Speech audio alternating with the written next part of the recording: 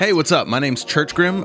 You can call me Church if you want to. I'm an artist based out of North Carolina. Really quick, off the top, I would like to thank Kenny. I appreciate the opportunity to make this. It was a really fun project. Eris for the art direction. He also helped put together the final assets. And I want to thank Couple Millie. He is a producer from the Discord, and he gave me music to use in this video. Also, shout out to the KBD. You can find my website here, and you can follow my Instagram here. I've been doing a lot of work to try to get followers on there, so that would be really, really appreciated. I'm gonna go into the breakdown of the art battle piece and the Gunna piece. I'm gonna try not to get too techie, but I'm gonna teach you guys some basic concepts about certain things in 3D modeling that you may not know, might find interesting. First, we're gonna start with the art battle piece. I'm starting out with an HDRI. It's basically a 360 image that has a lot of dynamic range in the colors, so you can get a lot of details in the brights and darks. And in 3D software, you can actually wrap that around your scene and use the bright parts as lighting, so you get nice color and balance bouncing around your scene. So to start off with a ground plane, I just took a plane like this, subdivided it into a bunch of squares, used the proportional editing tool, and just moved them straight up. And that gave me some variance and some hills.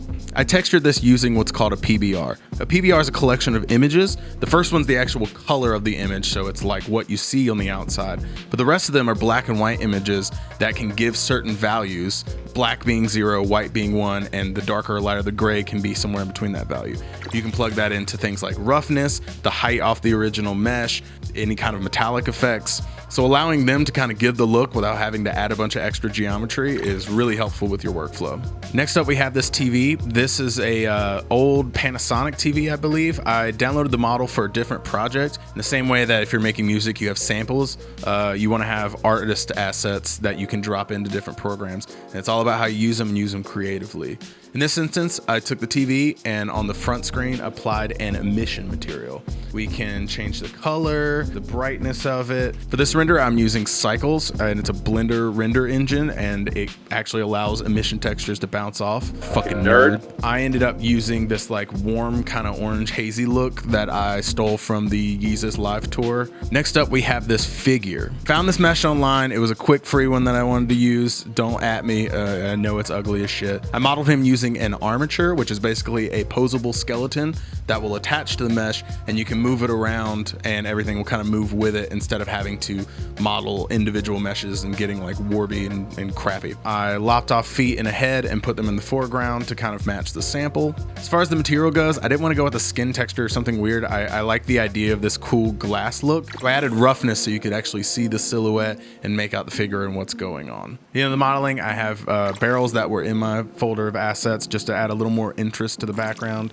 And then finally a little bit of fog to just sell that like light bouncing and haziness, and it just really adds a lot to the scene. So for final touches, I went into Photoshop, added a tilt shift blur, which basically blurs the bottom and top more and more as it goes to the edges, and it creates more depth. Next up, I added a curves adjustment and darkened everything, but then I carved out the center so that your eye is kind of focused on that line between the character and the TV. I then added a curves and levels to mess with the color and kind of get it where I wanted it. A little bit of grit texture. Then I took multiple copies of the flattened image and blurred them all at greater and greater degrees, and then set the opacity down a little bit, and that creates this like really hazy look. Next up, I created a sharpening layer, but then I used a mask, and I only masked in the sharpening around the character and the TV, so it softens everything around it and draws your eyes into the important things. But I know I wanted a little bit more on that, so I split them into the respective red and green-blue channels, overlapped them, and used a liquefy 2 different ways, and that creates this RGB overlap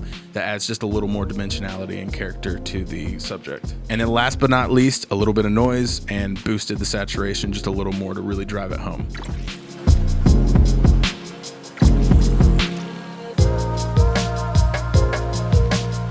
Next up, let's go to the Gunna animation. I knew I wanted like a claymation vibe, so I found some different assets, modeled some things myself, and ended up with this model here. I added a little bit of animation rigging to the chain and the hair so they could sway slightly. I also used a drawing of my friends on the shirt, just because I thought that would be a cool little Easter egg. You'll notice that the shirt has a cloth texture, but it's larger than a normal cloth shirt because I wanted to look like stop animation, And so when you cut tiny fabric, when you zoom in on the camera, the folds and whatever are a lot bigger. So I wanted that woven texture to be a lot larger so it would actually look correct for what I was going for. So in the same way that I moved the character before, I used an armature here to move Gunnar around and pose him where I needed him. If you were working in a cheap studio, you're probably gonna have like a roll down background and some little clamp lights for the background. So I wanted to emulate that so that even though if you're not thinking about it, it still looks like you're using that studio look. The ground is just a tube that I modeled and applied different forms of this clay texture I made on, but I used one of those maps like before, fingerprints, and really cranked it up so that it looks like somebody was modeling it with clay. Then I keyframed the actual fingerprints to move and shift every couple frames so it actually looks like somebody was going in and touching it with their hands. Really sells the idea of this whole claymation look. And then that thing rotates and Eris could just use it as an asset to drop in. Found this 3D model online and applied my own materials to it. Instead of going with a realistic car shine, I went for this like plasticky look so it would look like a toy car. And then I took out the entire front grille and added in dots on the front because you got to represent. Next, I added in the Gunna model, posed him and added his blunt in and parented him to the car. Whenever the car moves, Gunna moves with it. Then for the last pieces, I added these little background hills in just to give a little more depth. Added these clouds just to add a few more things that are interesting in the background. And then we move on to the fish. So I started with this initial concept of this like quirky balloon character thing. And then I tried moving into like goggles and stuff, and me and Eris were just kind of like, it's not, that ain't it. So then we moved to this Kenny flying character. Instead of the balloon, we went for the wings. And I tried the clay material on the wings, but it just wasn't there. Oh, and then I also naturally had to put the doom on the hack. For the next trial of the wings, I took this image off of unsplash.com. It's a free stock website. I cut out the feather and photoshopped it so it kind of worked for my needs, and then applied it like that same bump map technique to give it a little depth, and then applied them using a hair emitter, which basically just adds hair to the object. But instead of the hair, I rendered it as those feather files. And that was okay, but it was still just a little too janky and like not working.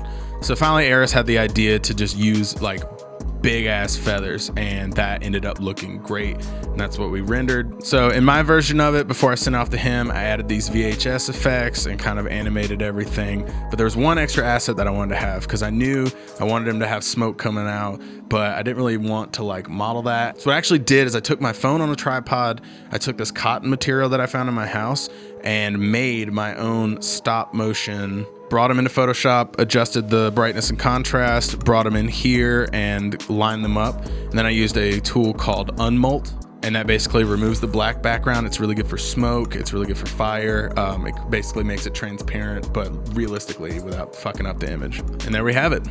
That's the whole loop. That's everything.